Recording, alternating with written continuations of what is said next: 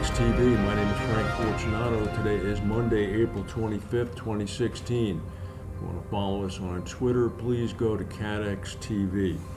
We're reporting to you from London today, where yesterday the London Marathon was run. Very cold weather. It was approximately 41 degrees.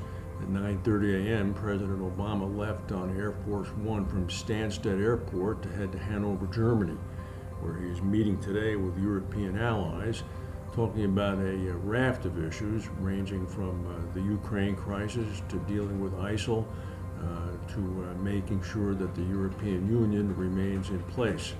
President Obama antagonized numerous people in England over the weekend when he appeared in a special interview on BBC One talking about the possibility of a British exit from the European Union and suggesting that it could take as long as 10 years if Britain did leave the Union for a special trade agreement to be developed and executed between the UK and the US.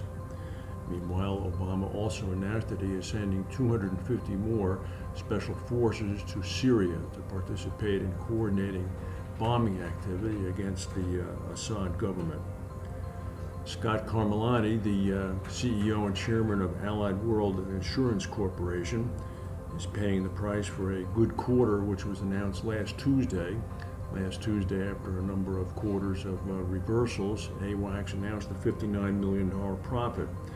On the conference call with analysts, an analyst from Macquarie Investments asked whether or not the low price-to-book ratio of Allied World would make it a very enticing target for acquisition by somebody else, and asked whether or not the company was for sale. Mr. Carmilani effectively and emphatically said no, it is not for sale. Meanwhile, the petrochemical plant explosion on Wednesday in Veracruz, Mexico, which apparently may have been caused by a gas leak, has continued to see the death toll increase. The death toll is now at 32 people. There are still numerous workers missing. They're combing through the ruins very carefully. On April 1st, the April 1 renewals, 10% of SCOR, the big French reinsurance company's renewal book, renews.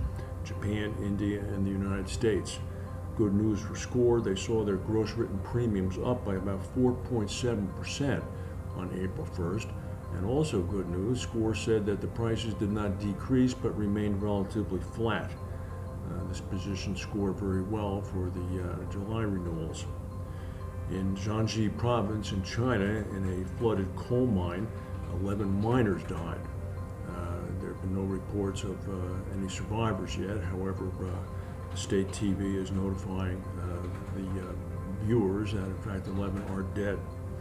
We reported last week that Mitsubishi Motors announced that they in fact had cheated emission procedures by registering underinflated tire pressures by registering inflated tire pressures as being underinflated.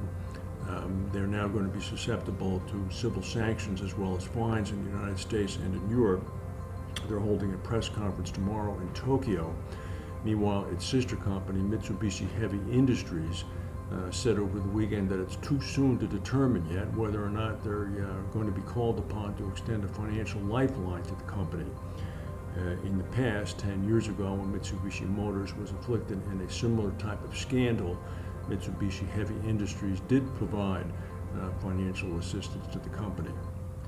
That's the news for today. If we have any breaking news, we'll come back and tell you. Thank you for watching, and we'll see you again tomorrow from London.